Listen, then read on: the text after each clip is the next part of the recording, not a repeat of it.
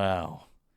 It's good. So dreamy. Just and fucking tense. gigantic. Every one of those big hits at the end of like the riff was just like like sailing off. Yeah. Zach Hughes ushering our final hat chat of the year. Thank you, Zach, for that wonderful fingal. This is the last one of 2020. I am Chris Trott. That's fantastic news to hear. My name is Ross Hornby. Well, I'm glad you're both still the same people I usually do this with. My name's Alex Smith. Perfect. You yeah, never there you know go. who's going to tune in on this specific podcast, so you never know. Yeah. That's true. Yeah. They start. Jump in What on the episode is latest. this? 45. 45. You mad Of the new person. era? Is this 45 of the new era? Or is that 45 including it all is. previous We started podcasts? from scratch. No, we started of the from new That's one era. crazy, isn't it? Yeah. That's pretty crazy. 45 podcasts like that. Holy shit, we can actually commit to something. It's a like commitment, yeah. But I mean, other podcasts pop them out like every day in some cases. For sure. I But mean- I'm not comparing. Comparison's the thief of joy. I'm trying not to compare. Of course, it is. This is a positive podcast, this one. Yeah, this We've is got to a think of our because achievements. thankfully we're all negative. Yeah, usually. Indeed. Yeah. No, I mean negative. We tested negative. That's why we can make this a positive smart. podcast. Of course. Smart. So yeah. But that's fine. This podcast initially it may segue, granted, because it usually does, is about the idea of positive things that came out of 2020, because we just decided that moments ago, and because it's nice to talk about things that are going well in especially this year, right? So I mean, personally, I feel like every major decision that I've wanted to go my way has gone the opposite way. I don't know. I think you guys probably feel a bit like that as well. A few plans were scuppered, yes. I mean, a in few terms major of ones the at the world, beginning of the year, in sure. the world, the last 5 years has pretty much gone the other way in terms of like We're on major the dark political timeline, yeah. We went things. on the dark timeline Yeah. for a bit.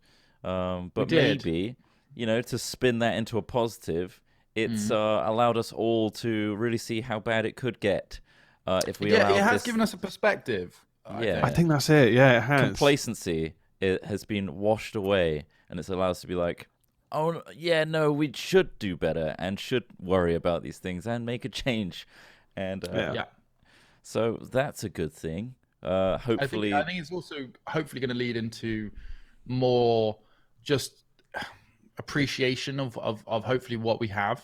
And I say specifically we, because there are a lot of people in a lot of other nations around the world that obviously don't have what we have day to day, which is like, so it's almost like it's sometimes hard to talk about sort of the hedonistic and materialistic approaches of the average Westerner, because like of how much we consume, of how much, like, again, I'm trying to keep this positive, so I don't want to go too much into the negative elements of it.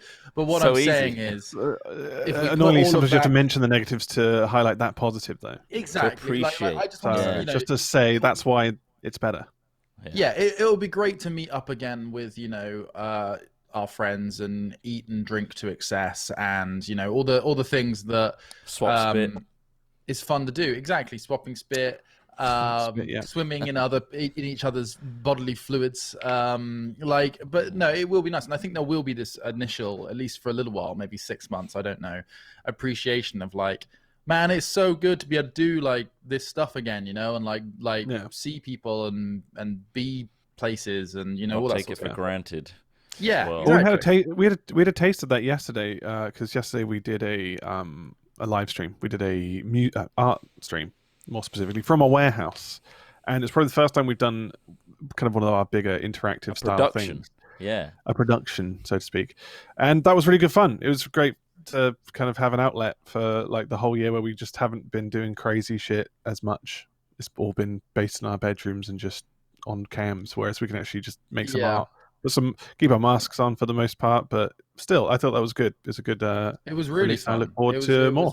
It was really nice to like feel as though, like, especially since we leased the warehouse pretty much at the start of the pandemic, so to get that feeling almost of directly like, on, to get the feeling of like we did something and it was actually quite fun and like looked good and stuff, and we're like, fuck, that actually fucking worked, rather than like dealing with Logitech webcams it went too and well. that shit. Yeah, went so well that people thought it was pre-recorded. It was like a full multi-camera live production that Sam and Craig put together. So kudos to them, really, for making it look so really good. But ultimately, it was had no idea though at the time. Yeah. At the time, we were just getting on with our artwork, and apparently they were like, "We didn't check chat. This is pre-recorded, right?" But we couldn't check chat because we were just like painting. They all seemed to think that we were faking it. It almost felt as though at the time as well, like with the running around and like changing positions and changing the ideas and stuff, that it would come across badly, you know, like because usually when you move away, like if you set up shots and stuff and then you start moving away from that and all that sort of shit, it tends to just make things worse. But then because like you say, of how dynamic like Craig and Sam were in terms of resetting up cameras and cutting appropriately and all that, it was very fun. It was great fun to be part of like that production style as well. Yeah, like it felt a bit like Big Breakfast or something like that, where they're just like, okay, we're going over here. Crazy's happening now. The arrow's zero script, no plan, there. No floor manager, no script. But I think that's what made the chaotic energy so good, because so much was going on all the time, that it wasn't boring, which I think it went really well. But to summarize for those that have no idea what the hell we're talking about, Jingle Jam is a half-month celebration of us giving back to charities that all of the Yogscast, the network that we're part of, takes part in. They have a load of charities that we all support, that we all kind of like have an input in, like what charities should we support this year kind of thing. And then we set a goal for what they need to raise that would make a real difference to that charity.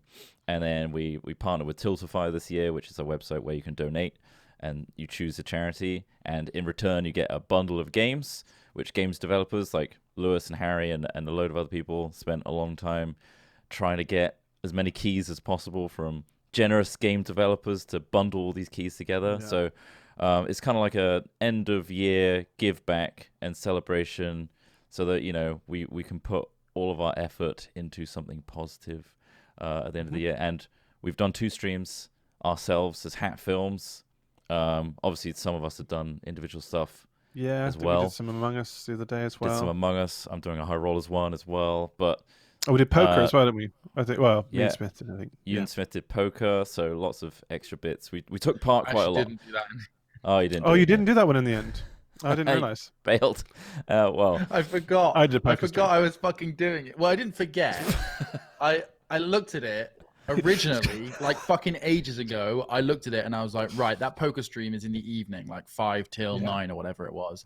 And I was like, yep, I can do that. I'll be back in time for that, because I had other plans in the daytime.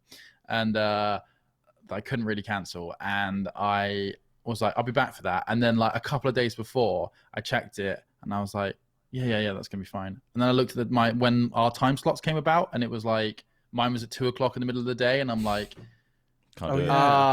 shit, yeah, I can't do this anymore. So I had to like bail in the morning. But Sam very well said like, oh no worries, we've got loads of stand-ins. But I hold my hand up and say, if you didn't see me in the poker stream, there was a reason for that.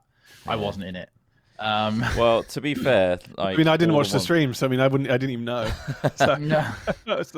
This year's been weird, and also, we only really found out about us taking part in Among Us the day before, anyways. So I think we ticked a box somewhere. We ticked a box ages ago. Then, like, oh shit, okay. Heard nothing of it until the night before. So, or actually, I got told on stream that, oh no, you're in the Among Us. Later. Us. Wasn't that Sips? Yeah, it was Sips. Like, am I? But anyway, that aside, we took part in this charity thing. We did a music stream, which went really well.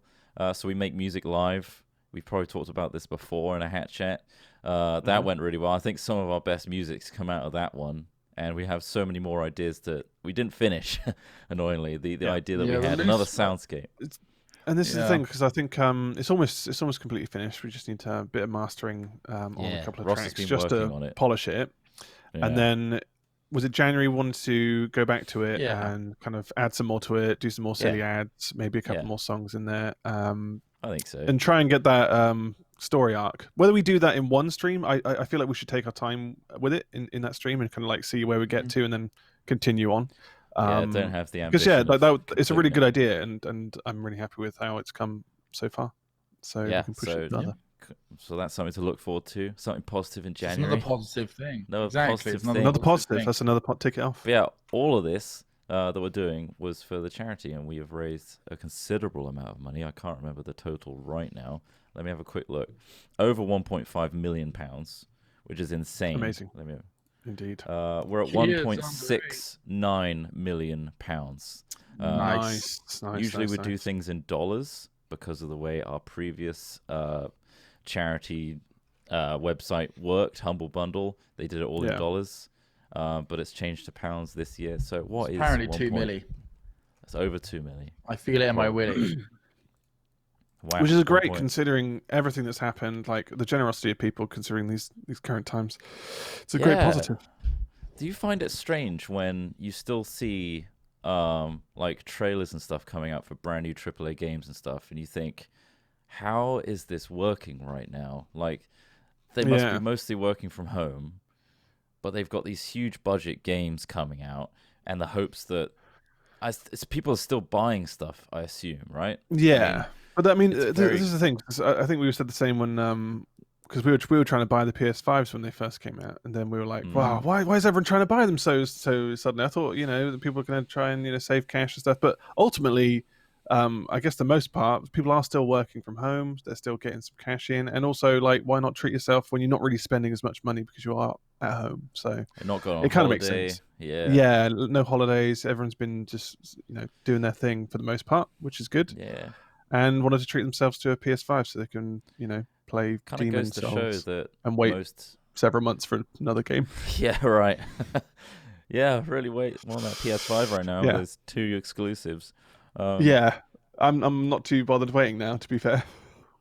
Now, I mean, it's that hype, isn't it? It's exciting to. Yes, it's a hype. It's the hype of getting involved with it. Yeah.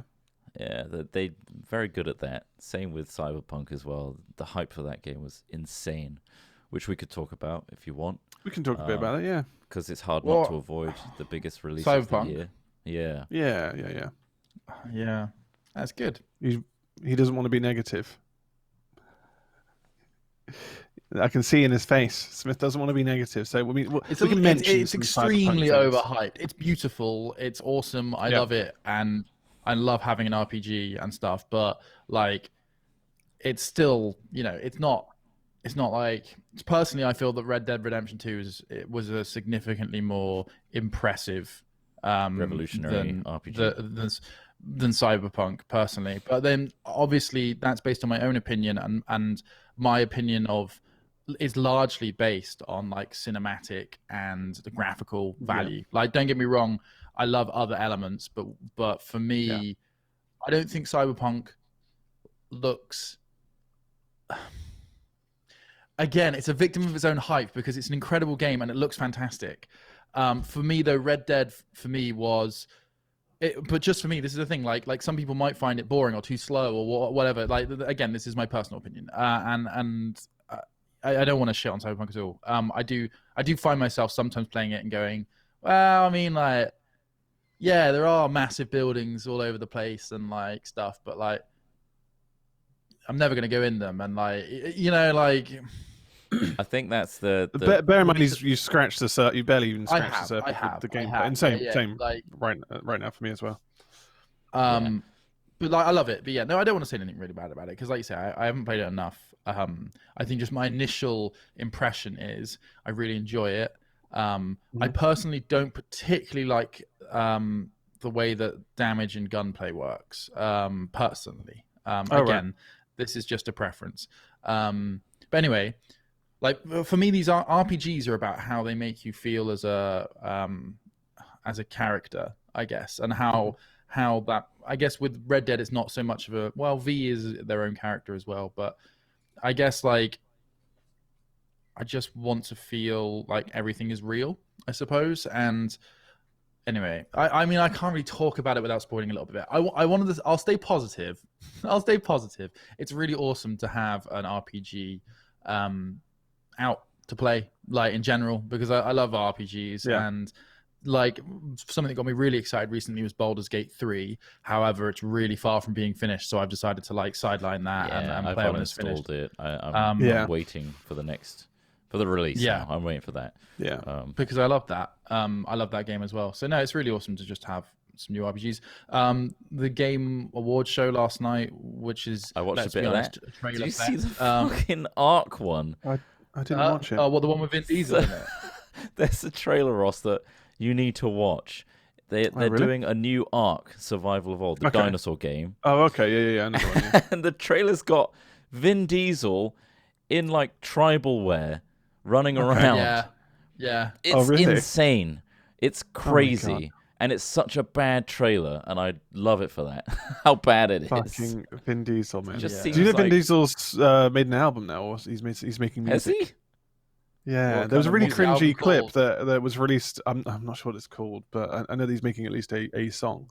But there was a really cringy clip that was released not too long ago on a Kelly Clarkson talk show. I mean, I didn't even know she had a talk show until I found that out. But basically, there was a load of monitors, portrait-style monitors with people as the crowd, because obviously of COVID and all that stuff. And they're all just bobbing their heads along to this really kind of shit Vin Diesel song. What kind of music does he make? Oh, man. I mean, what kind of genre would that be? It was kind of like a... Frank Sinatra? Rock metal? There was a no, I think it was like more electronic style music, but it was just... Oh, really? It was EDM, it was EDM, EDM? And it's just... What? EDM? Well, I say, when you say EDM, I just mean in terms Diesel. it was electro. It wasn't hardcore, though. Is it spoken word? Yeah, it was just very cringy, and he was just singing in it, and it was just like, fuck me. And then I went into a rabbit hole of YouTube clips of him singing awkwardly at other events and like an award show. Oh, it's just... Oh, Vin Diesel. I didn't expect that from Vin Diesel. Just stay as Groot. Perfect as Groot. I've not watched many of the Fast and Furious films. I just listened to a bit of it. Tokyo Drift, of course. Of course. I just listened to a bit of his music. Like, it's kind of well-produced, bouncy electronic music. Like, it's fine. It sounds good. But then it's just got a slightly modulated Vin Diesel's voice singing over the top of it. So he's like put on like a slightly electronic voice sound, and he's just like, Vin Diesel, like doing Vin Diesel stuff, like this kind of thing. And he's just got like but it does sound like Vin Diesel speaking, which to me always sounds quite labored. Like the way that Vin Diesel speaks always sounds like he's pushing words out. Exactly. Of himself. Like ideally he wouldn't be talking right now. Is like every single one of his characters. Yeah, exactly. Groot. Right. So Groot, right? And now let's look at what's the name of his Dom? Is it from Fast and Furious? He's always like, hey. Yeah, like he doesn't talk very much, right? He's quite sort of stoic, I suppose you'd call him. Only race for pink slips. Yeah, like so to hear him singing as well is quite interesting. But it's anyway, interesting. Other world premieres that happened at the Game Awards. If you're interested, new Perfect Dark game is coming. Oh, really? Okay. Perfect Dark. A new Dragon Age. Yeah, I'm really interested in that. Although I didn't like the last Dragon Age very much, but I loved the first Dragon Age. I never played it. There's a really cool stylized looking game that kind of looks like a Studio Ghibli into a game called Season. That looks really cool. Elite Dangerous Odyssey looks fucking dope. Oh, so that I know. I think Smith tweeted that earlier on. Insane. So Elite Dangerous is obviously a space flight sim essentially right now, but they are releasing a big old expansion which is allowing you to get out of your ship and do FPS style stuff. They put a shooter in the game. Which actually looks kind of fun. That's good. It mixes it up a bit though, you know. Well, I just like the idea. Again, for me, I've always kind of treated Elite as a role-playing game. So to give you the feeling of like stepping outside the ship, I think gives you and the ship physicality that I think that Elite was always missing.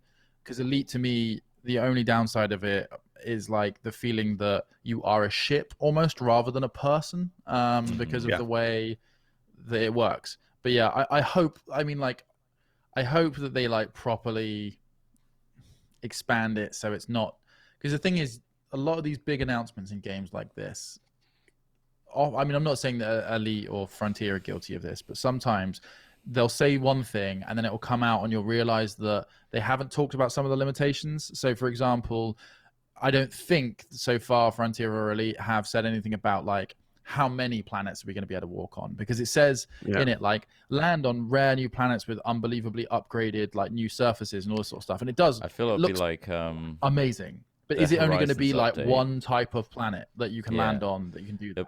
I feel like it would be like the Horizons update where it'll have that symbol above a planet, which is like, this is one that you can do that on. Exactly. And as long as that's frequent enough, I'm cool with it. Because I get that you're not going to be able to walk on like gas giants and all that sort of shit. Like I understand why, you know, Venus, in fact, like of course, Venus, But notoriously gassy.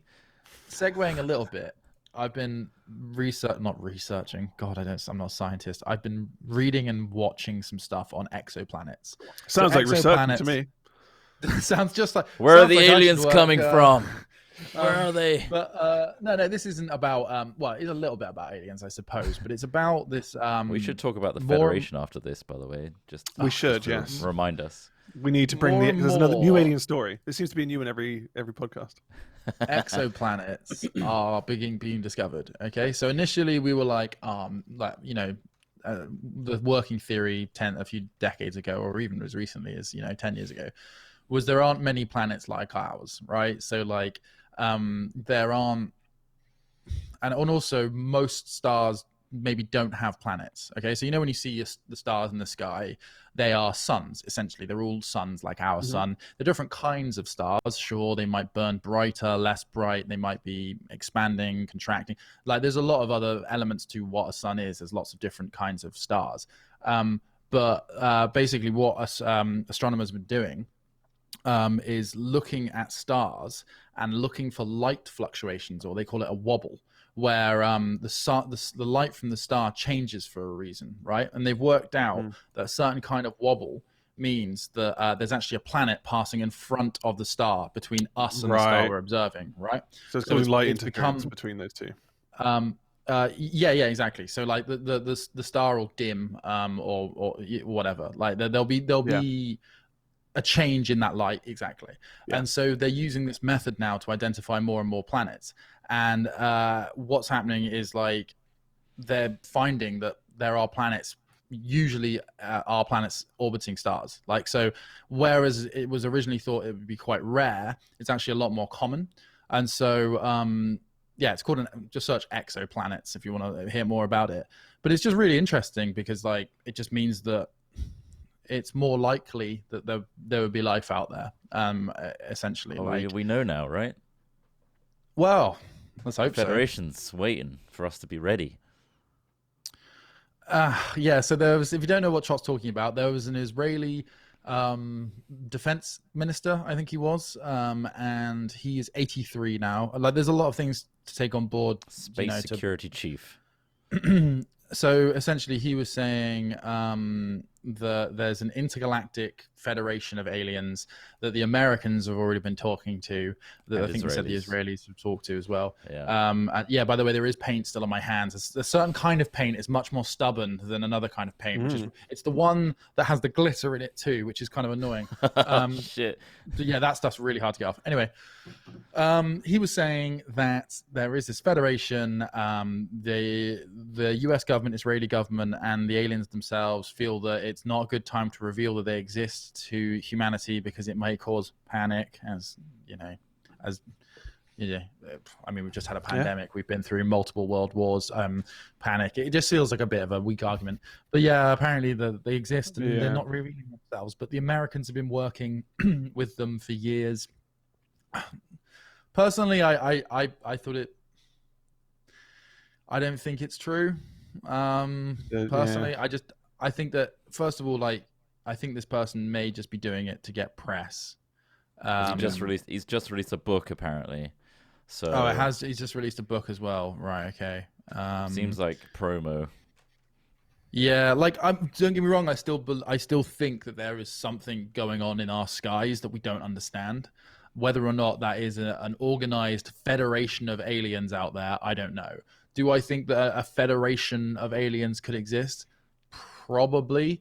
But like, I mean, the distance is, well, first of all, the fundamental thing is for any of this to work, faster than light travel has to exist.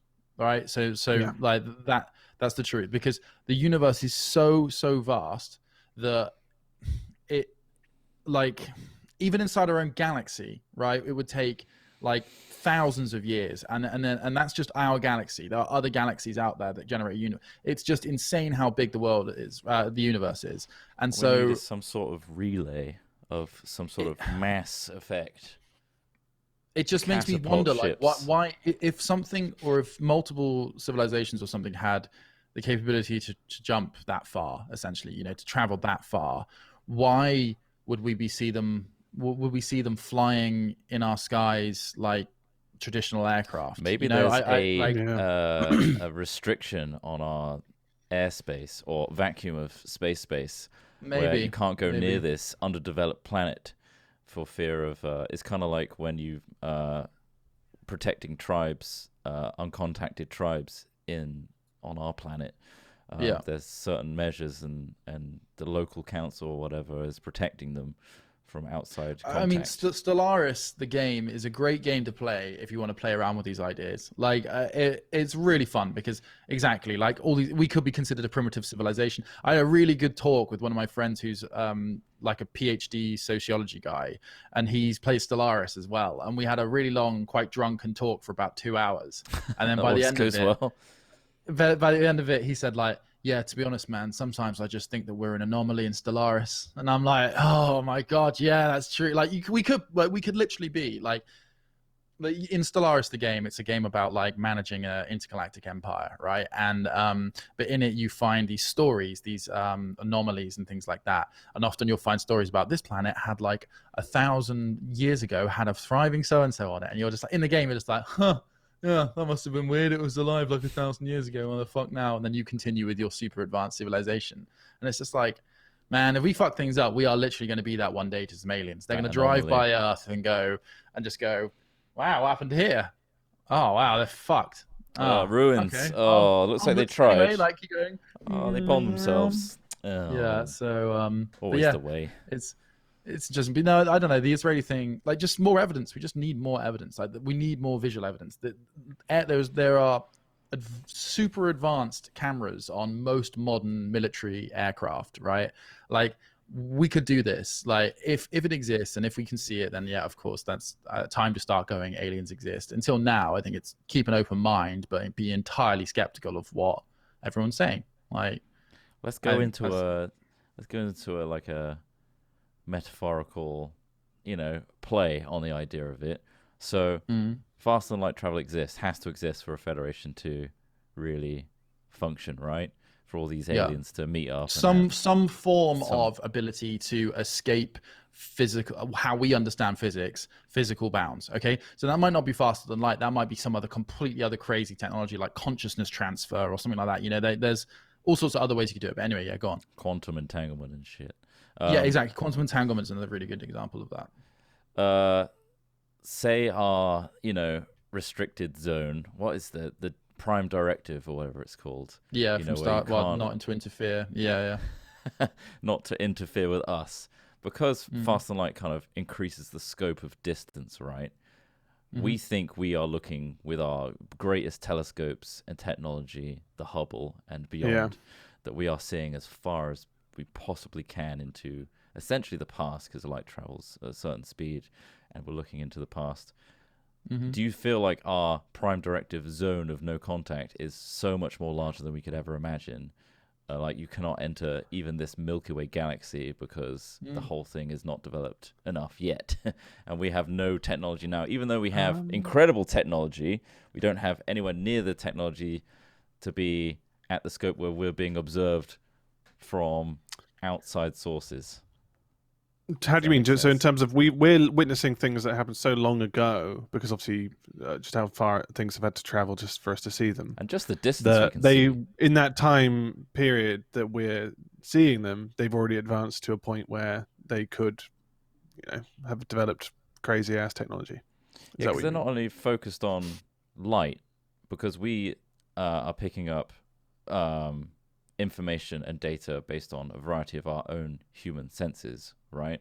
Heat signatures, light signatures, UV, the spectrum of light, etc. it's likely that there are other, energies that we cannot even detect, that they are actively potentially using to shield themselves from us. I don't know. Right. I feel like there's a... Is it infrared that they use to get that crazy ass image of all the galaxies? Was that infrared? It's kind of like a... Because basically it isolated the light source better, so you could then also see nebulas and shit. So a lot of optics and a lot of so some telescopes don't even use what you'd think is the traditional optic in terms of like some form of telescope or something like that. A lot of like there's plenty of sort of ways of taking pictures and images of the space without using a lot of it's visual, usually stitched. Like, yeah, some of it uses like electronic like. Again, I'm not an expert, but essentially there are other ways to take photos than just like a standard camera. But what else is worth taking into consideration is, they will take a wider spectrum of light outside of what we can see. So, for example, ultraviolet and infrared are two of those. And will render that into a visible element of the spectrum for us. So like if you went to that place in space, you probably wouldn't see it like that because our eyes can't see IR or whatever. But the way that the image is then displayed to us is like they'll give it a color that we can see and that is relevant to the spectrum of the photo. What was the other thing? So I think when going back to what you were talking about, Trott, about what if we're in such a large exclusion zone that it's even further than we can see, I think it's perfectly further valid we can idea. Physically see, both with distance, time is also a thing that they can manipulate to shield us as well. You see what I mean? Because obviously we are looking with light. Light. But this is why, like, understanding and not even understanding, thinking about and talking about these things. I'm not saying that this will necessarily get to like sort of your destination is fact. I don't know whether this necessarily helps, but speaking about things as concepts. So, for example, we have imagined technology that we do not have, right? So that happens all the time. Like, look at science fiction, where we're constantly imagining a problem and a solution to certain things. So, for example, famously in Star Trek, teleportation is a thing, which for us would be like game changing. Replicators are a thing in Star Trek. So, you can form anything, matter and things like that. Like we've already thought of these concepts, right? But if you really want to sort of elevate your thinking, you need to sort of think very conceptually, because being specific is already limiting yourself, I think. Like limiting, like saying like, will they have laser guns? Will they drive their ship down to us? It's like, well, we're not even sure, like, if physics applies in the same way, or that they've managed to work out. Are a human construct where we are required to be in a shell of a thing that carries us forward. What if there is no physical body to worry about? That sort of thing. Yeah. Also, for me, the most compelling idea is interdimensional. Like that for me is something that I think is starting to make a lot of sense. That shit's insane, right? When you go down that rabbit hole of like what other dimensions and overlapping and multiple realities. The idea of time, light. Yeah, it's really exciting though. Like that is really cool, and I think that eventually, as more and more sort of TV shows come out that sort of explain and like play with these ideas, like what a lot of scientists, with their shows. So who's the guy that we always take the piss out of? Like the stars. Brian Cox. Like stuff more like that. The more that like these very intelligent people manage to condense and make it understandable, I think it's a really exciting like avenue of discussion, and the ideas of like what of reality and space and time is super cool, and it's almost one of the few ways I think sort of an atheist person can have almost sort of not spiritual but questions. I don't know. About like reality. The theories, aren't they? The theories and ideas, rather than just it has to be this until it's proven, which is perfectly valid to have those ideas. What's more interesting about those kind of things in the spectrum of time in itself is the fact that, I mean, how long have we been on the planet? Like in the scale of things, it's so, for us to cross paths with something else is such a lottery that it's just, I don't know. It's wishful thinking, and it's good to see and learn more about space and the universe and how expansive it is. But I feel like we haven't had enough time to figure out everything, and that's like it's going to take so long to figure all these things out. But it's great to see what they're doing, like especially with like things like Tesla doing their little bunny hop thing, which was really impressive to see. Belly flop. Yeah, the belly flop thing. It's not Tesla, it's SpaceX. SpaceX. Sorry, SpaceX. Yeah. Like so SpaceX did a launch only a couple of days ago, I think it was. I watched it live. It was a test, right? So cool. It was a test. Starship, right? It's called. So what this is, I've been following this religiously. I've been seeing every hop. So what they're doing is essentially creating Starship, which is eventually the ship that's going to take humans to Mars. This is their plan. Right. And what they're doing is testing a technology where this beast of a ship, this is the whole thing. Look at it. It looks like something you draw when you're 8 years old. Imagine being 8 years old and drawing a rocket made entirely of steel. This is what you'd make. Yeah. I love it. What they're trying to do is make a self-correcting rocket that can land itself, the whole thing, on Mars by doing a ridiculous maneuver, because they're essentially using just the rockets on the bottom and some corrective rockets on the sides to do so.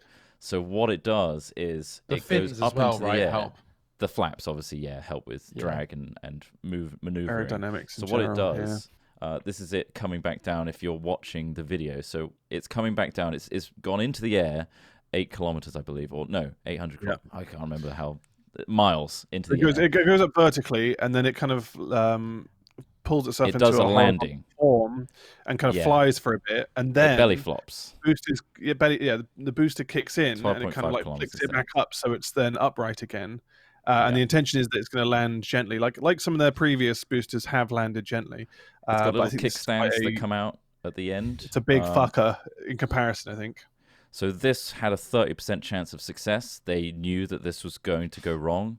However, it went as best as it could possibly have gone, even though it crashed and exploded in a really it got all the way down to landing. Like what I love is the bit in when the I'm trying to be audio. So at the end, where just before it lands, it does this really cool like flip where it puts the tail down. And like flicks itself vertical.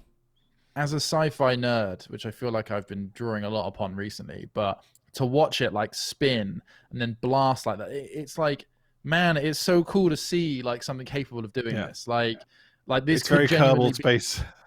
Yeah, this could genuinely be how it looks janky, lands but on in planets a cool in the way. future.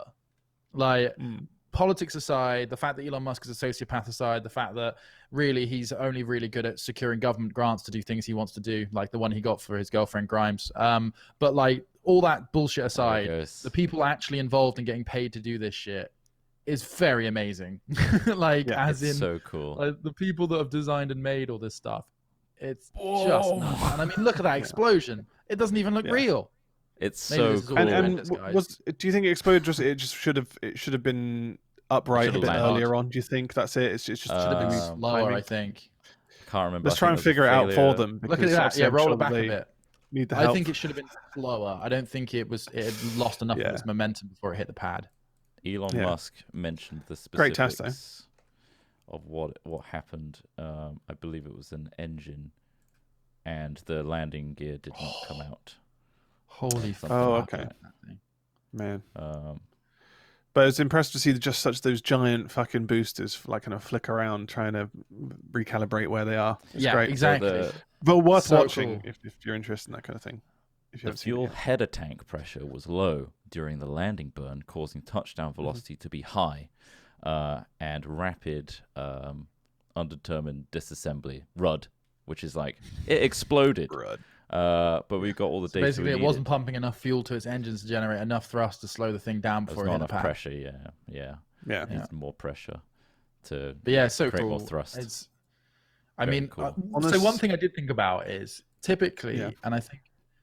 I mean, I'd be interested to hear from a test pilot. I mean, anyone with test pilots is very interesting. But so typically, pilots have always had the capability to interfere with a craft and hopefully make things better, right? So when shit goes wrong, when something's gone wrong, or when autopilot's wrong, or when you're tracking, some form of tracking is wrong on your aircraft, I think most pilots have got that safety net of like, well, if shit goes really bad, I'm going to grab the stick and I'm going to try and solve this problem myself, right? There's going to be a completely different, and I think we saw that in the the Boeing Air Max disasters, where like sorry, I didn't know why I did air quotes, but the terrible things that happened with the crashes of Boeing Air Max planes, where where it forced it down, right? The auto leveler was causing the nose to dip, even when the pilots were like desperately trying to pull up and stuff like that. That's horrible. That the idea of like being helpless is terrifying, right? And I think most people, when they go on to an airplane, kind of rely on the pilot. You think, well, I mean, the guys or the women or the men at the front are qualified and they know what they're doing. They'll look after me, right? I think with modern travel going in the next sort of 100 years, we're going to have to start accepting that random deaths will happen due to computer failures, right? And there's nothing anyone, because look at that, right? Look at how that ship landed. There's no way in hell things are becoming so clever and so quick and using such great forces. A human being is never going to be able to do anything about it, right? Because of the like, severe environmental hazards of landing on Mars, it requires such detailed nuance of like perfect flight that like you say, a human couldn't possibly do on their own. So there's going to be this transition, I think, because like typically, because I thought that as well with the Dragon crew launch recently, where they fired 3 people up into space to go up to the ISS using the ISS to go, and that was SpaceX's first passenger flight, I think, or not passenger flight. It was manned their flight. first major manned flight. There was actually one before, which was their first test flight with humans in. But they didn't go to the ISS, did they? Yeah, they did. They did. But why was it a different capsule or something? That was essentially the first test flight with like very well trained astronauts kind of taking the plunge on that one and testing it out. And then after that, it was the main operation, because they didn't stay up there for long. The second one was the astronauts are going there to stay at ISS and do their job and do science, and also add an attachment to the ISS. They added an extra cargo bay. Oh, okay. I see. As well. But yeah, like when you looked at Dragon and like the insides and stuff, and how it was essentially just the Tesla flat screen. Yeah, and the guy, like, there was a couple of bits where they were showing like people interfacing with the instruments, and all they're really doing is like checking outputs and things like that. Like unlike the volume on their iPods. Yeah. If you watch, there's a really, there's a bunch of really great space films out there, but like especially ones from like the 60s, when a lot of the Americans and the Russians and all that sort of stuff going on. But like the guys that did the first like lap around the moon, like their entire life was like living inside a box of switches, right? And buttons, and so they're like so mechanical looking. Just doing checklists, like it's insane. Like so, and like the physical, like the physical impact on their body, all those things. I do feel a little bit like, and no discredit to the astronauts that went up recently, because like you've got to be incredibly brave and incredibly smart and all those things. Is becoming astronaut getting a bit too easy now? Is what I'm asking in terms of no. I think that's a gross we're just going to get autopiloted up and down. They should be making it easier. I don't think that's right at all. There's I think a in lot terms they have of to do. what they need to remember, because obviously you're talking about the 60s, like they're trying to do what the computers are doing with all that fucking switches and stuff. They're doing checks that what the computers are now doing in a second that they would have been doing, over hours or whatever. Yeah. So obviously it's a case of maintaining fitness, and probably all the knowledge they need on the actual ISS itself. They're scientists as well. In some, I mean, are they all scientists when they go up there? I'm guessing they've got some degree of understanding of what they're doing. So yeah, you have to be trained, but I mean, surely making it easier for them to go up means there's more scope for it's the other elements to expand. I'm not saying it's a bad thing. I'm just saying that are we going to be also like it's a like Jim it's almost a baiting question. Just from a corner shop down the road, he's going up. Is it too easy to be an astronaut? Of course it's fucking not. That's why we don't have millions of fucking astronauts walking around. That's not what I mean, like to the audience sort of going like, what? I'm just saying, like, is there going to be a difference? I think there is. I think that, like, like you say, with computers and things like that getting better and better. The thing is, we've had a big chunk of like, if you look at how sort of space flight in the 60s was like crazy, like as in like the space race and everything, like development, the amount of flights that were going on, the amount of money going into it, the amount of technology, like, the space shuttle program, all the way up until I think 2009 or 10 or 11 when the space shuttle, and then we basically had sort of 8 years of nothing. And I think we've gone from like, well, not nothing, but like it's just interesting. I think that there will be almost, because cars are becoming easier to drive and things like that, like with automation and autopilots and all this other stuff. Like, I think that if you look at like the transition from manual to automatic cars as well, we almost hold on to as a species this idea of like difficulty and control, as in like, but we are moving to a place now where our vehicles are largely becoming, we haven't got any control over them, right? And so like, how is that going to change what the user looks like, and whether or not, you're no longer the driver, you are always the passenger, and things like that. Like, is that going to affect? Well, I mean, it's a good point what Ross made about like, it's less to concentrate on, isn't it? You can train astronauts and people going up there to be like even more specific or have even more time on that, and you don't have to, train them as much. Like, I think that makes sense, and that's a good way. Like, because why would you want to train them to drive something when you can just fly it by wire at home, or not fly it? I think so this is why I said it. It sounds crazy to say it. Are astronauts, is it becoming too easy? But like, I think astronauts genuinely will become worse at space flight and better at other things simply because of the way the vehicles are because going. it's unnecessary. It's an unnecessary waste of time and resources to invest in something that can be done better and more efficiently, and higher success rate with a computer, for sure. But I think so long as the humans have a perspective on what it would be like had these computers not been in place, and still understand what they are taking for granted now, it will still be a beneficial thing for us. And I think our perspective on things will still be... It's only going to get better, isn't it? In a positive light, and appreciation of it. I just hope that we're capable of going to space in our lifetime. That's why I want the bar to get so low. Well, that's what SpaceX is ultimately trying to achieve, Commander right? Smithy can strap on a helmet without any prior training, and quite frankly, terrifying physical health. Really poor. That's the problem. It's the amount of G's that are pulled. I think, over the next 20 years, make sure you're physically fit for get space buff. travel. Get buff for space. So you can get buff lifting KFC, right? Like, into your mouth. Yeah. If you put it on the floor first, whole other distance to travel. I get 2 buckets of gravy and hang them from my nipples, and then do press-ups. Did you guys hear about, on the same subject of telescopes and science and space, did you hear about is it called Arecibo Observatory telescope, which collapsed? Yes, the finally. The James Bond. It's the one from the James Bond film, the one where 006 ends up at the bottom of it, doesn't he? Sean Bean. Spoiler alert, if you haven't seen GoldenEye from 1995. With Pierce Brosnan. Of course. It fucking fell apart, apparently. It finally, 900-ton instrument platform fell into the dish, which is it's kind of a shame, really, that it wasn't like kept, up to scratch. But it's in Puerto Rico, and I don't think they had the funding to keep it going. But it had a lot of other elements to it, which I think it was really good at, like infrared, I think, was it? But basically, it's a shame that it crashed. But there is a very interesting video showing the crash, which if you watch our podcast, you can see it happening.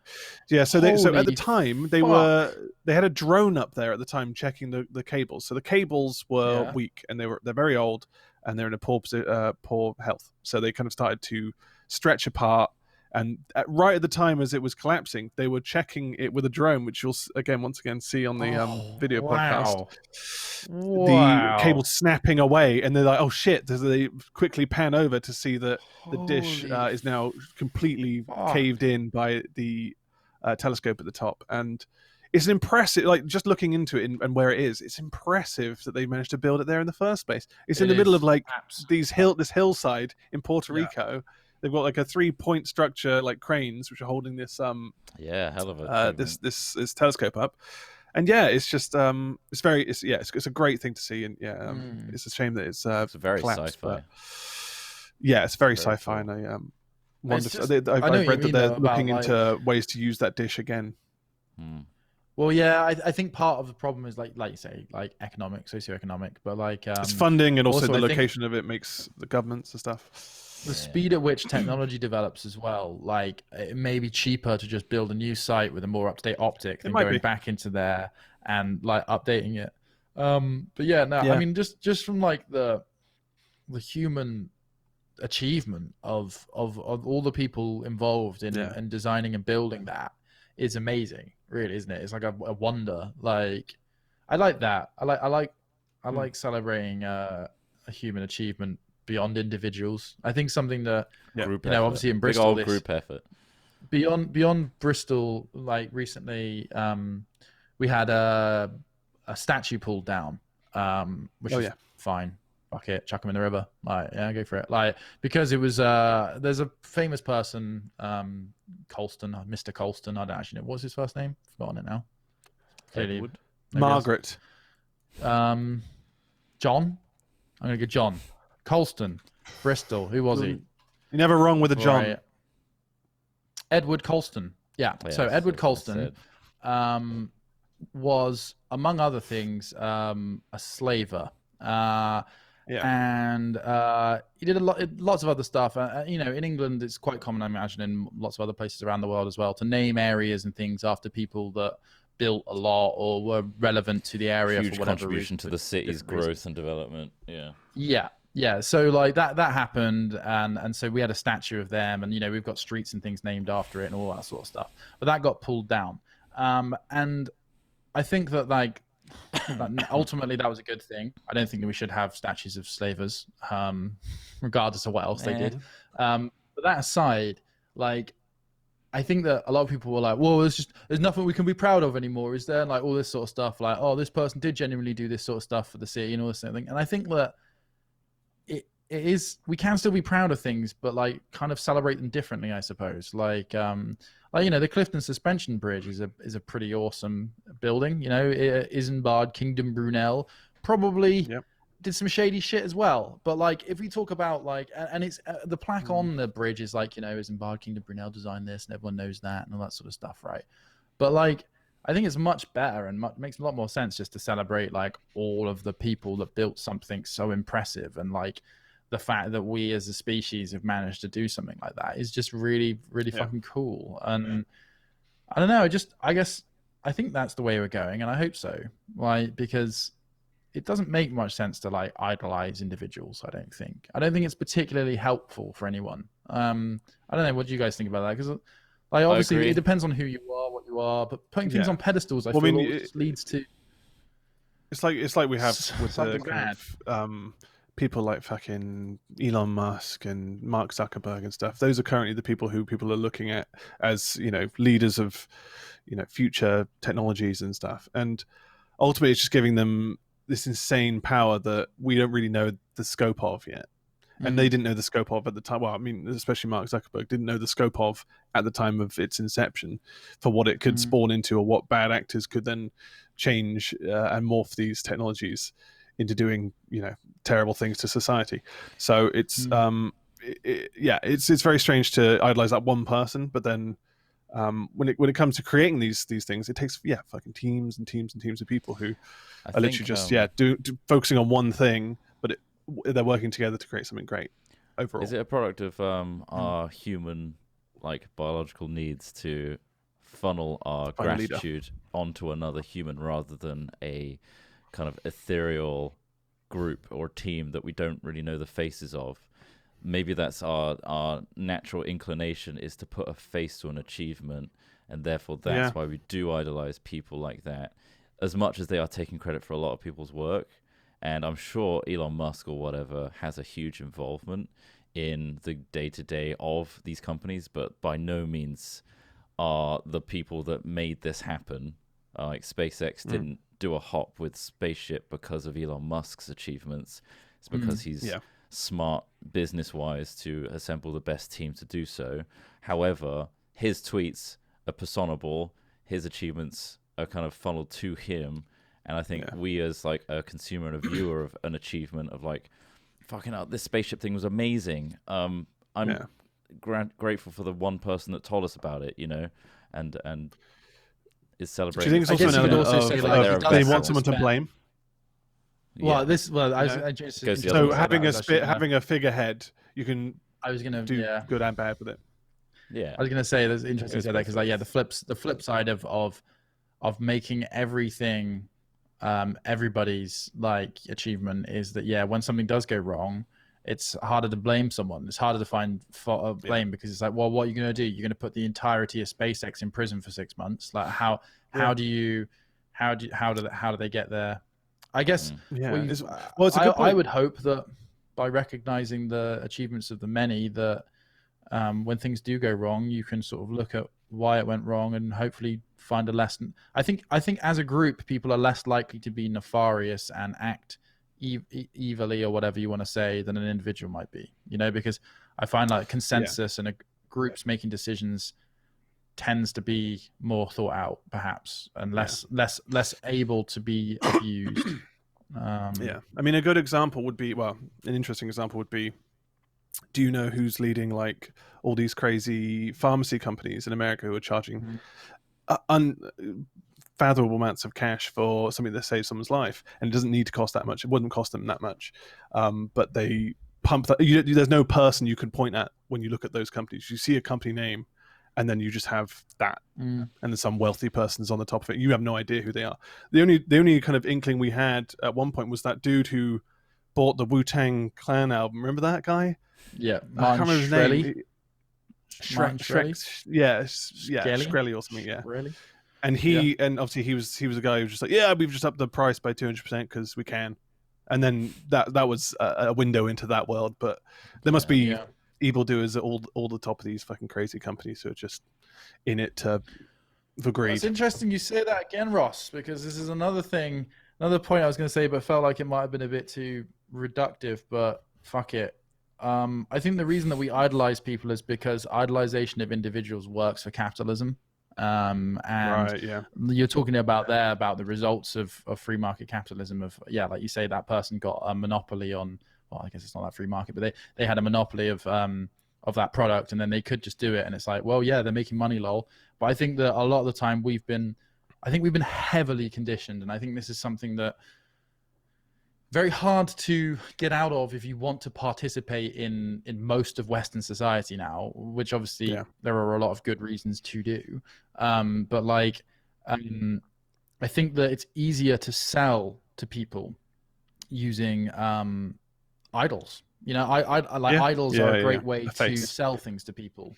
Exactly. And like Trott says, it's something that we understand a lot better. Like Trott says, you recognize a face, you recognize a personality, and you sort of check that their values align with yours, and then that allows you to make a purchasing decision. And honestly, I just think that like so much of our life can come down to like purchasing decisions. Like that's essentially it. Like money is our value. Money is our lifeblood. Money is us. That is the famous Justin Timberlake film Out of Time. But that is us. We have been reduced to a number, which is like, you can say whatever you like about it morally or ethically, but like that is essentially what we are. We are a number. And that's okay. We kind of subscribed to that because we like the benefits that come with being as part of that machine. And if you don't, we didn't really have any other choice, though. If you think about it, unless you decide to can spearhead giant projects and get to the top of the chain somehow, or which is the irony, revolutionize something which is so hard to just do. Exactly. Like I imagine Mark Zuckerberg wouldn't really want to be the person he is now, or seen as the person he is now, when he was sat in his bedroom making an app that was basically for rating women at the time. So things change and people get their little mitts in and start fucking with how these things work. But it's very, very interesting. Struggling to try and spin this back to a positive 2020. Other positive thing and this is from last week or last podcast. Smith did a joke raid ad for not Raid Shadow Legends, which is a game none of us play and we don't recommend anyone play it. We're not paid by them. But Raid, the wasp and bug spray killers, whatever, they sent us I still think it's a joke. I still don't know if it's legit. But as far as the packaging came from apparently, Johnson and Johnson, wherever it was. I don't know which company it was. SSC Johnson company. SSC and Johnson, yeah. They sent us a couple of cans of Raid and said they don't normally do podcast sponsorships, but thanks for the heads up. Kind words. So I just thought I'd point that out because that's a positive which we didn't expect. We've got a couple of extra cans of Raid now. But this happened like a couple of days after we put the podcast live as well. I know. Which is originally we were like, this has to be a fan. Like, there's no way. And then we kind of looked into it. I mean, it's either a fan. It's a very good fake. If it good is a fan. good fake, because they got everything right in terms of the name of the marketing director. It was all headed paper. They sent us 2 bottles of Raid packaged, all this sort of stuff. It looked very official. So if it is a fan, like, well, kudos. Done, that was thanks. Yeah, great, you did a great job. Great prank. I love the disclaimer at the end as well. If it isn't like. We'd just like to remind you though, that it is probably not best use for an intruder defense mechanism. Or ingesting. Pierce with a nail or something, which I suggested. So anyway, just in case, sometimes when I haven't had a shower, I like to use Batiste Instant Hair Refresh. This is, don't look at my disgusting hands. They're not, my hands are so gross. Like expensive.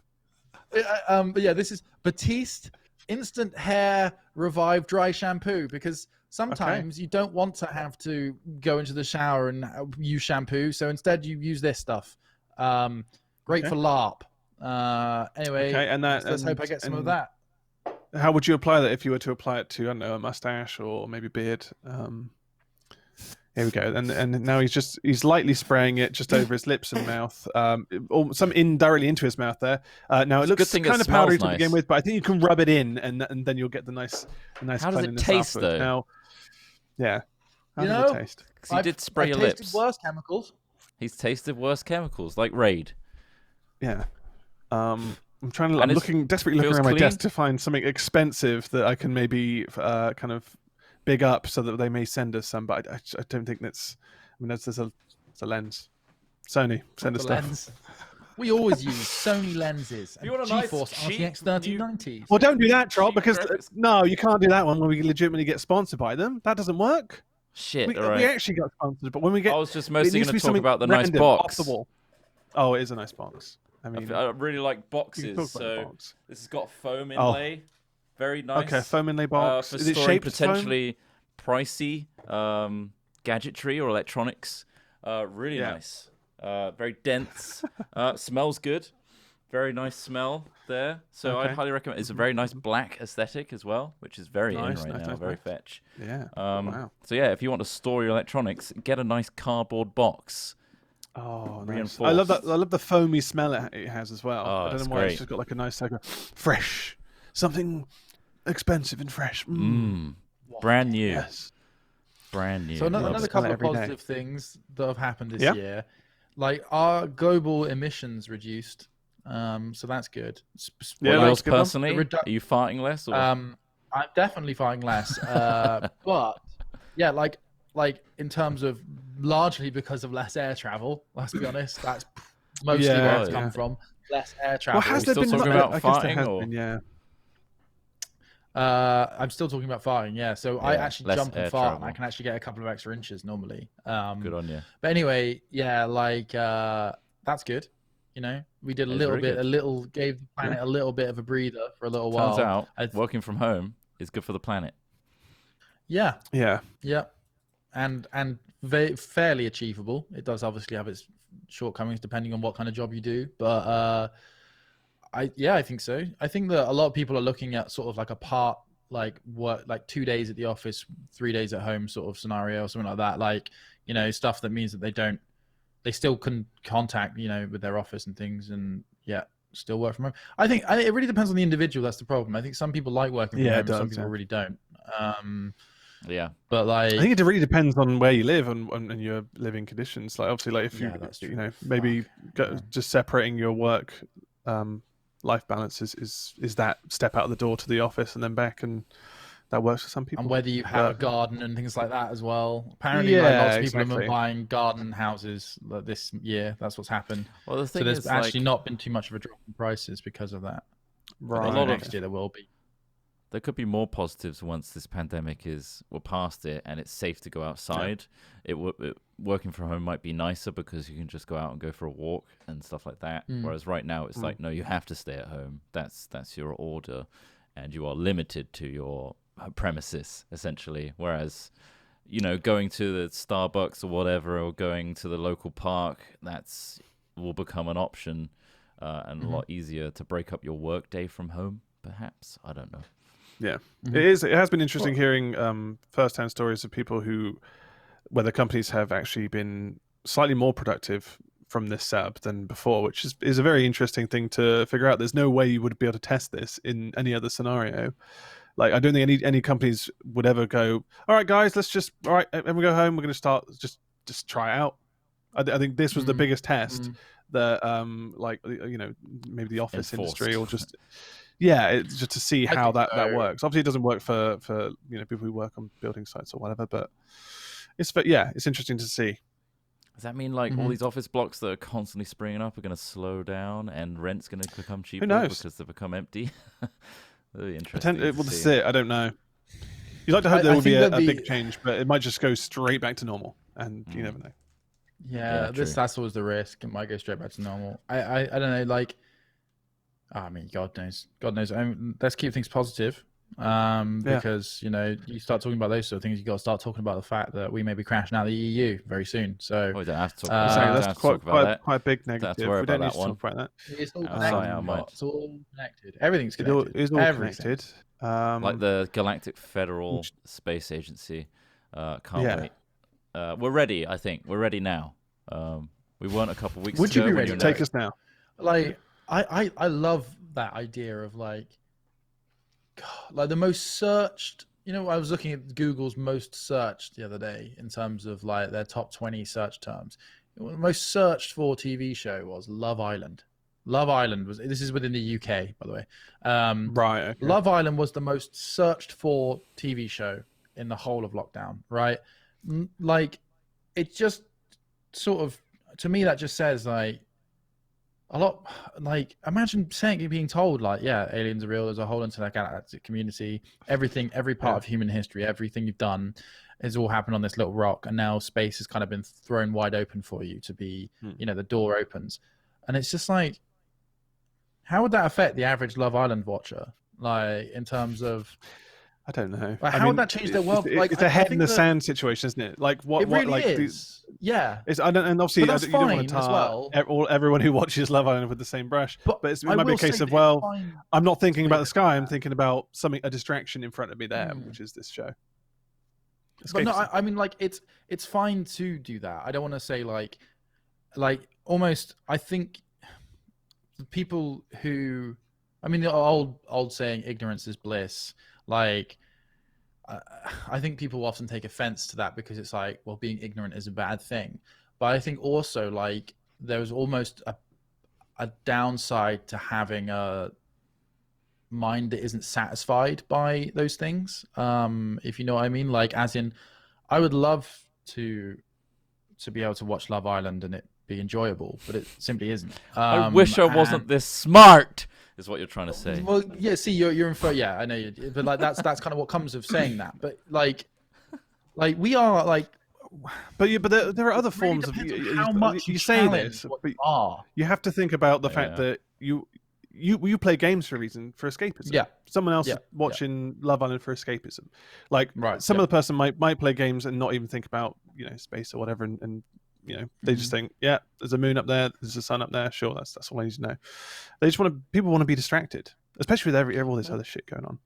So I think it's hard to judge. Why do I have to be haunted by existential dread constantly and not everybody else? Well, that's it. That's really what I'm saying. You need more of a distraction. Do we know everyone isn't? I need more Love Island. Love Pangea. Huh? Yeah. I mean, maybe you're not escaping enough, or your escapism isn't working for you. Maybe that's. But why should we have to escape? It's a choice, because our system is a choice. Like you say. So therefore, people are choosing to watch Love Island instead of a product of a number and all that kind of shit. That's pretty oppressive. Yeah. Capitalism's coming to its late stage. I think that is having its effect on us. and we need more escapism as this progresses, perhaps. Yeah. And we're more connected than ever to each other's problems, so we're taking a lot on. I guess I'm always trying to work out the point at which to stop caring. I think is part of it as well. Like I know that I am not capable of solving the world's problems or answering many of its questions. Like I enjoy talking about those questions, but I understand that I don't think that I'm going to save the world, and still I kind of hope or look for more, I suppose. Like, I mean, equally, like also how much do you challenge? Like, we have life. We are mortal. Like, right. That's the kind of it. Like what I was saying about the existential dread. We only have so much time. We all only have about me. What, that you're mortal? Like we all only have so much time, and how you spend that time is clearly something that weighs on everyone's minds. You know, when what they're doing with their life and all that sort of stuff. But then, like, how much further do you challenge it? Like, do you stop when you say, right, I've got a good job, or I've got this, or I've got that? Like, how do you quantify it, I suppose? How do you quantify not questioning or not wondering or anything? This might be a broad stroke, but I do feel like most people will probably be working a 9 to 5, coming home knackered, have their dinner, watch a bit of Love Island, they go to bed. Do you know what I mean? Like, I think that there are people who are too busy to spend all their time thinking about these things. We are in a fortunate position to be able to spend some extra time thinking about these things. And that might be our downfall. It's nice to, you know, and that's our perspective. That's your perspective in that case. And I feel like realistically, yeah, if everybody thought like that, we wouldn't get anything done. You'd be too busy going, what the fuck is up there? But then maybe if we all work together, we would find out. Who fucking knows? Yeah, I think that's. It takes a very concerted effort to make that happen. Yeah. It's a solid point. Yeah, very much the point I was going to make. Yeah, it's we are in a so we need to knacker ourselves out in jobs that brutally drain our lives, so then we don't think about what our life is. No, because we don't. You don't choose to do that. You don't choose to do that. You're put into that position. But by not questioning it, you essentially are doing that. No. Right? Like how many people, what percentage of people would you say dislike their jobs to like their jobs? Like, obviously, again, we're in a unique position, not unique, but a rare position where we like our jobs. Like, sure. There's plenty of people that work jobs that they don't like. And just because they're knackered at the end of the day and whatever, that they get like, you know, like, I completely understand what you're saying, Ross. Like, yeah, that is a reality. You're right. Yeah. That is a reality. They're too busy worrying. You're worrying about money. You're worrying about feeding yourself. You're worrying about these other things. That existential thing, there probably is an element of like, oh yeah, shit, it's really interesting. I want to know more about it. But like you can only think about yourself in those, like in a desperate time, or in a time where you're like, shit, okay, I just lost my job in a pandemic. I need to think about where my next job is. I can't spend shitloads of time Googling the latest UFO information. I'll be listening to the Hat Chat podcast whilst looking for jobs. Do you know what I mean? Like, your mind is preoccupied. You don't have the capacity to think outside. Yeah. But when I worked at Curry's, I just wanted to fucking get out as soon as possible. But I needed money. It's not whether it's a good thing or not. It's just like they don't have the choice but to think about that. But what I'm saying is follow my argument here. So it's not a good thing that people have to live like this. But those are the people that are watching Love Island. Therefore, if those people are subjected to a thing that is not good, and it's causing them to watch Love Island, that means that Love Island is also not good. Right? Well, I mean, it's also just a big advertising thing, isn't it? It just advertises all those terrible, maybe that's a leap. You know, fast fashion companies. I don't. I do feel for those people. I do, because I mean, it does drive me crazy as well. This is another problem. The downside to it is it does kind of you feel as though you're sort of drifting, I suppose, waiting for something to latch onto. I think we're being too black and white. Everyone like purpose. It is, yeah. You're doing direct comparisons between a person being able to think existentially about a thing with their watching habits in the evening. Like, Love Island isn't their entire life, is it? Like, who knows what they're thinking outside of watching that half-an-hour segment of their entire day? Well, Google knows. That's the whole point of this. Google knows that they're searching for it, how much of their day is searching for Love Island? That individual. And also, we don't know that's a stat which essentially life. shows that Love Island is a great social media outlet for some people, I guess. Maybe that's it. Yeah, and that's there's so many different there's so many different things involved. You can search for aliens and shit after Love Island. Like, it doesn't mean you're not looking for those things. I'm not saying you should be looking for things. Sorry, I'm not talking about aliens here. I know you're probably using that as just an example. It's an analogy. I'm talking about what the fuck we are. Like we are literally a brain locked inside a dark fucking room, right? Your eyes are special things that take in light and then your brain then turns that into something you understand, right? Like, I'm not just talking about aliens. I'm talking about, like, what in the fuck are we? Like, how do our relationships work? Like, why are we, the two of us, how are we capable to have certain conversations, about how we feel, and why can't I have this conversation with everybody? Like social, like there's so much to think about, and it's cool. It's interesting. Human beings and the sociology of human beings is incredibly interesting. And I guess Love Island, in a way, is a form of sociology in action. I would say, obviously, ideally, I wouldn't want that to be the hallmark sociology experiment that our civilization is watching. But there we go. But yeah, let's put it another way. Let's put it another way, right? We're not detached from our biological bodies. We still are victims of, habit and need and behaviors that we've been conditioned or have conditioned ourselves to do so. So Love Island could be a habit that just makes us feel better as a dopamine fix or as an escapism. What makes you at 2 a.m. decide to have a bagel? I'm hungry. Do you have a crisis of, like, why am I doing this? What is this happening? But you still do it anyway.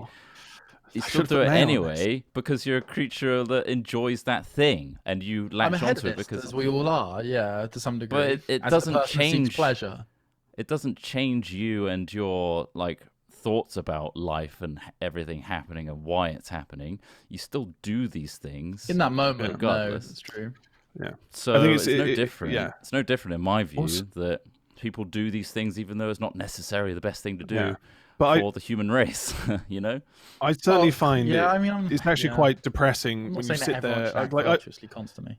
I've sat there before, looked at, like, looking at the sky, and you spot stars, and you maybe see a shooting star and stuff. And you're like, fuck me, we are insignificant, we're tiny, we're nothing, we're a speck in the universe. But the more you think like that, the more it brings it brings me down, because I think we are nothing. And then you then start thinking, like you're thinking, of like, oh, well, why aren't we doing something bigger? Why aren't we finding out more things? And then you realize the scale of it's so fucking massive that you just have to then sink to, fuck, what's on TV? Because I need to just get out of my own head, because I think if you spend too much time, it then makes you feel a bit shit about the fact that you can't, unless you are going to spend your entire life's work working towards these things. It's hard. And even to just then, you've got maybe 60 years of actually being able to do that. Like, probably less than that, 40 years of actually working on something. I think it's easier to switch off than switch on all the time, because I think it's nice to switch off. Everyone wants to switch off. Oh, 100%. 100%. It was a requirement, right? Like, there's a clear limitation of our bodies and our brains and our flesh meat sacks that we can't take on too much, clearly, and try and solve the vastness of all the problems that we have facing us. And there we have to, fall into line at some points and purge the system somewhat mentally. Our brains can only take on so much. It's a limitation of our human biology, much like everything else. Like our desire for religion and purpose and a greater meaning comes at a cost. And then something shit will happen in the day. Like yesterday, literally, I was driving to the warehouse, and I saw a guy. He was walking just down this road. He just tossed a bit of trash, like, over this wall, and then just kept walking.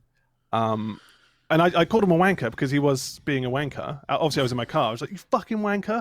And then he turned around and just, like, shrugged. And it's just like, that's why it's too hard. Like, that's why you don't really want to spend all that time thinking about the fucking universe. When you've got these fucking pieces of shit just treating it the way it is, you're like, that's people.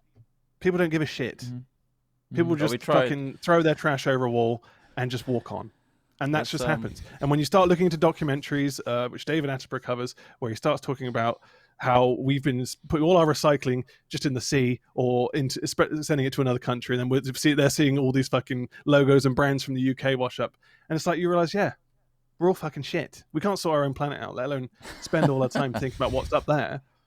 We can't sort our own shit out, and that's when you start thinking about all these things. You go, whack on Love Island. I'm whacking on Love Island right now. I don't want to think about that fucking cunt throwing that thing over the thing. And this is exactly what I was worrying about. This is exactly it. This is exactly why I was saying, why is everyone watching Love Island? Stop it. Get out there and stop throwing fucking rubbish over a wall. Yeah. So there's a good way to get my head caved in. Well, I mean, I was in a car, so I could have run if I could drive away from the situation. But I was just like, you need to know that you are a fucking wanker. Saying you'd run him over. I wouldn't run him over. I wouldn't run him over. But I could drive away, and it's just a case of like, you need to know you're a fucking wanker. Someone needs to tell you. If you don't, someone doesn't tell you, then next time he goes to toss over, goes, fuck, what if I am a fucking wanker? I don't know. He might not give a shit. I mean, he probably won't give a shit. He threw it over there anyway. I do think in part there is merit to what you're saying there, where some people don't realize what they're doing is not okay, and so you do need to say that. I would be interested to see though, like, because I often see things like that, and I think the same thing. I'm like, you fucking dick! Like, what are you doing? Like, there's a bin right there, like when I used to work at McDonald's, people would, instead of getting out and putting their rubbish into the bin that was literally like 10 feet away, they would just open their door and just chuck all of the rubbish on the floor just next to their car, then drive off. And it's just like, come on, like human fucking, like be a human, like be a functioning human being. I completely get you. What is funny though, is if you looked into it and it turned out the thing that he threw over the hedge was like a bit of recyclable cardboard, and you're driving by on your BMW with a 3.5 liter engine. Exactly. Well, it's all part of it. But this is the thing, and we can never. He's like, BMW wanker. I'm like, all hypocrites. I am as well. Like, like we are all hypocrites, and I think I'm a wanker. Like we are. I know what you mean, but I do think it's valid to say that, like, tell that person, like, don't be a cunt. And if they are a person that's been grown up or raised in a certain environment where literally using that kind of language is the only way that gets through to them, again, it's kind of like, because I think it boiled my blood to see immediately, just to see the lack of, because I walk my dog around that area, and he picks up all this random shit, and people just break glass, like there's just fucking shit on the floor. It's just like, who's doing that? Who is actively throwing their trash on the floor and not just me? There's Ross, bins everywhere. Fucking me, there are bins right? all I over did that. it. Fucking Trott. It's just like when you see someone do it, you're like, that guy is doing this, and it's irritating. I don't think aggression works, though. It doesn't. No, because of course. Sorry, have you seen I thought this as well, Trott. Have you seen Among Us? The amount of times that I've won arguments from being a loud, angry asshole versus the times that I try and let democracy take its course. That's not true, Trott. That isn't true. I know what you're about to say, and I've grown up thinking that. Speak to people as I would want to. I'm just trying to wrap up the fucking podcast positive. I know. I know. He's finding a positive. You need to find the positive. I'm trying. But no, fuck off. Being negative and aggressive is the best way forward. Christmas is a positive thing, right? Come on. That's coming up. Christmas is positive. Not for a lot. Annual festival of consumerism, where festival of consumerism, 4 times more than the rest of the developing world. America consuming 8 times more than the rest of the developing world. Yeah, fucking very love hard Christmas. To be positive. And what's worse is that we've all got to go home and probably talk about Brexit and how shit it is, and that's what I don't really want to go home to be honest. The same choice we have. So you're happy you voted for it now? The same choice I love how Trott's in the middle of this podcast on this screen, and it's almost like me and Ross are like angels on his shoulders, but we're both just saying the same things. So it's just like, it's fucking bad. Angry about the same things. The same choices Give us something positive, Trump. The same choices we choose to make about the words we speak and thus influence people's current state of mind is the same as that person's decision to throw fucking trash over a goddamn wall. You pissing people off. And I think we have a chance to just say something nice and make a lot of people in chat a bit happier. That's all I'm trying to say. In our little tiny ecosphere. Not, well... that was my What's your thinking of positive things. thing of the year, though, Trump? end it on that. Do you have a positive thing? What do you feel this year has brought you? A great appreciation of friends. I think it's despite being locked away, I still feel like I'm connected with people, and I'm grateful for the internet for that. Discord has been great. I think I've actually formed closer friendships with people that, had there not been a pandemic, you wouldn't have that chance to talk to those people in that way. So I'm grateful for that, I'd say. What about you guys? Oh, I've kind of had the opposite. No one's really spoken to me. It's been very isolated for me. I don't know. Well, you still got a chance. The pandemic's not over. I got a puppy, and I think that's a massive light in my life. Yeah, you got which has a been doggo. good. Yeah, that's a whole new responsibility. And it does give you a different outlook on things, and it's weird. It's just nice to have a little doggo around. Maybe that's what you need, Smith. Like reptiles, next level. Someone that demands your attention all the time. Yeah, then it is quite demanding to begin with. I would like a dog. I will get a dog eventually. That's just disgusting that you'd bring a life into this world and then they have to live in this shithole.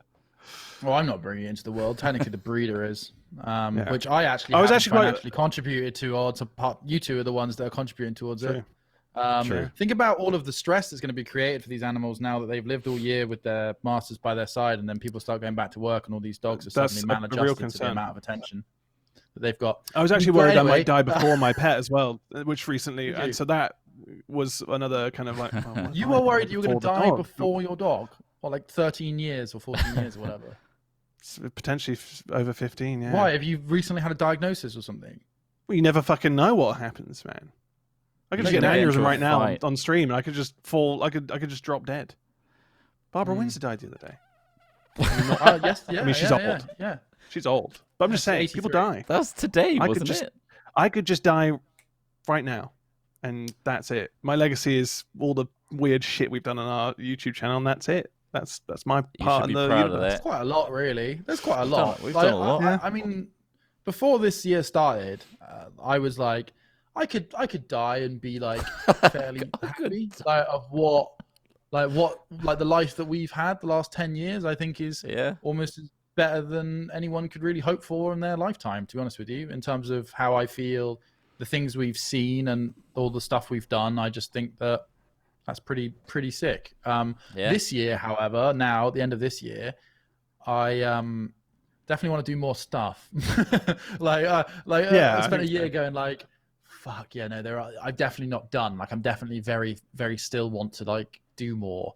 I've spent a little bit. I started to learn the piano in lockdown. I had a piano. I've started to get a bit better at that. Bit of chopsticks. I bought a load of plants, which I've managed to keep 2/3 of them alive. In part also, it has introduced a lot more flies into my home, I've noticed. So I've had to start putting fly tape up, but we've killed a lot of them so far. So happy with that. A couple free cans of Raid sent in, don't forget. I can't use that around my lizards. No, I didn't use that around the lizards. I mean, like I personally, I haven't had too bad a year in terms of, I don't know, I feel as though sort of like I've spent the lockdown kind of focusing on myself, I suppose, and trying to get, I would have liked to have done more exercise. Like I was doing loads of cycling when summer was around, and then when winter's hit, I've just been like, I don't want to go outside anymore. When you were doing that, I was also like, I'm back at the gym and I'm doing harder work than ever, and then it's just slumped recently. Exactly. Well, another lockdown, tier 3, cool, fuck it.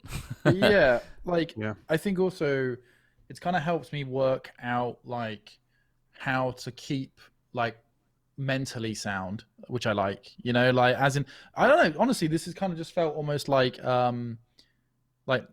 monastic in some respects, like like as in learning, right, okay, you need to eat properly, focus on eating properly, and like, all right, you should do some exercise, all right, do some meditation, all right, try and go to bed a bit earlier, like all these things have actually been quite enjoyable to focus on, So yeah, you've got little to focus on otherwise. Yeah, exactly. Like with what we've been doing from home, where it's just, I know, like, right, I need to be there for 3 hours for the stream, and then, like, the other shit we do outside of what you guys see, then that, that's been going on. But largely, yeah, it's like I'll usually do that an hour before and an hour after the stream. So yeah, that's that chunk. I know I'm doing that, and then the rest of it's like, okay, yeah, maybe this morning I'll go and do this, or like whatever. Like, it's been cool. And also, some things have gone my way. I guess it's probably our way as well. Like with Donald Trump getting kicked out was lovely, brilliant, so good. I literally cried. I literally cried when I heard that Joe Biden was going to win.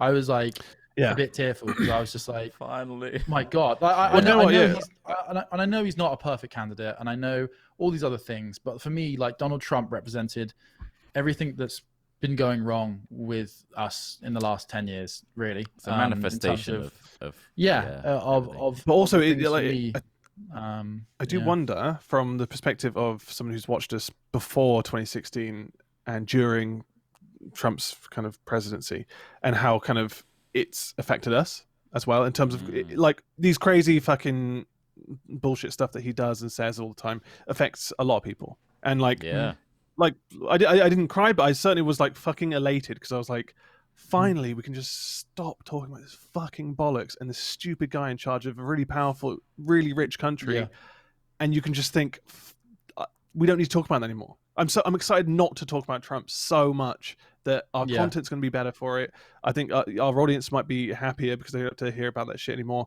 but we just hear about it all the time organically or just accidentally. I'm just excited for him to just not be in anyone's thought processes at all, where he just can just fucking go somewhere else and just, we're away from him. He was toxic. He is toxic. He's created a toxic cult, and it's so happy that he's gone. And he will be. I don't think that's going away anytime soon. But yeah, it's good that it's finally shifting. I'm glad that right now, after the verdict, everyone's looking at him like, "Come on, man, just give up." And I think they're looking at Trump support, hardcore Trump supporters wearing this flag and wearing his fucking t-shirt on his face on their t-shirt. Like, what is that? No one does that. No one's wearing a fucking Biden t-shirt. Like, that's insanity. Well, and we've all witnessed it. Yeah, I know what you're saying. Like, well, they shouldn't, because that's culty, and it's just bollocks, and it shouldn't be like that. And like, when you see that, you think that person isn't right. You should. That's not. Well, fingers crossed. So I'm happy to not talk about that anymore. Again, let's hope that truth and treating people equally and with respect becomes more in vogue again. I think that's for me. That was the main thing. It was just like treating women properly, treating everybody properly, really, like every race as well, obviously, with Black Lives Matter. Yeah, so no, that was great, and also like just important changes, showing that there are people willing to like stand up and resist it was pretty awesome.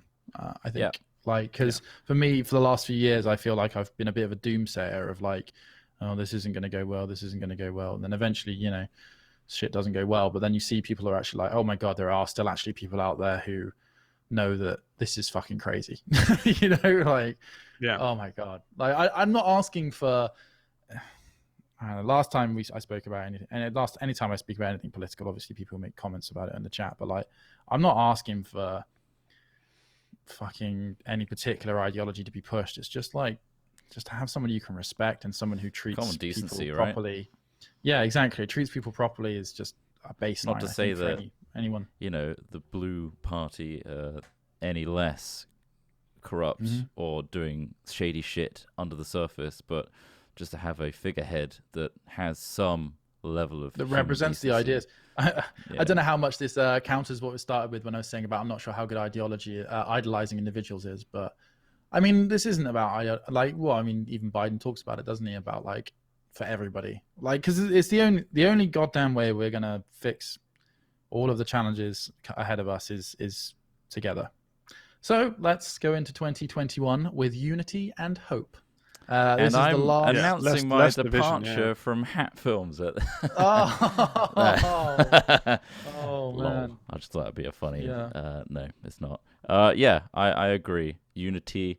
I think if you're struggling to think of like what the hell was good about 2020 for you, think about the fact that you've made it through, and you have Yeah. gone through a relatively dark period, and despite that, you're at the end of it, and there is hope at the end. So if you can get through this, there's very little you can get through. So that's a good thing. You've got perspective. It's like, now. It's allowed a restart for people who if things weren't going your way, things are going to restart. There's going to be very major changes in all sorts of elements of the government and stuff. So we'll see what happens over time. The vaccine's now out. So a vaccine's being used in the UK now, and we'll see if that works. I'm very excited to see if that helps the situation, because it's a light at the end of the tunnel, which it's been a frustrating tunnel, and everyone's supposed to get back to normal. And it's a monumental achievement. Normality.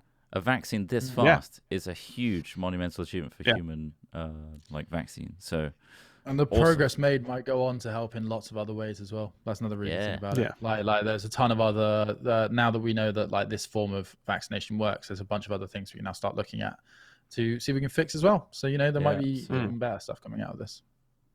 Sometimes. Do you reckon there'll be? Do you reckon there'll be someone going, "Wow, you did it in a year last time, so crack the whip"? Come on. The goalposts have been moved. Yeah, the goalposts have been shifted slightly. And why did this take 10 years last time? You managed to do it in a year. So depends on the funding. Obviously there's a lot more funding. Everyone's working together. I get it. But I'm just saying. Yeah, it turns out when everyone works together towards a goal as a globe rather than as individual nations, we fucking make massive progress. Yeah, true. True say. Yeah. Well done to everybody who's working on that shit. Jesus Christ, I don't know if anybody else who listens to it, but goddamn. Well, anyone that this would make them. If anything, this might help. This might dumb them down a bit. So let's not do that. Let's not encourage. I've spent the year worrying about what's going on in space, whilst these people's day to day is like fucking 20-hour shifts with shit strapped to their face. And all they want to watch at the end of the day is fucking Love Island, Smith. So Love Island, and I've got the audacity to call them out on it. I know, it's terrible, isn't it? Really. Yeah, I'm sure there's somebody who says the same about watching us. Yeah. True. Why the fuck do you watch that shit? Three guys just chat shit, talking about that. Have you considered Love Island? It's substantially more searched for. Check out Love Island. It's way better than Hat Indeed. Yeah. Anyway, this is the last Hat Chat of the year. We hope you are all safe. Have a great, happy holiday at the end of it. Have a safe time as well. Yeah, be safe as possible. The virus isn't gone yet. It's not so gone try yet. and be careful. Indeed. Everyone will, I'm sure. We're not through it, but there is light at the end somewhat. So be safe. Oh, there's dry shampoo on my microphone, I've just realised. Oh, no. Be careful where you spray it. We'll play you out with some more Zach Hughes. Hope you enjoyed this. See you in the new year. And ta-ra. Ta-ra for now.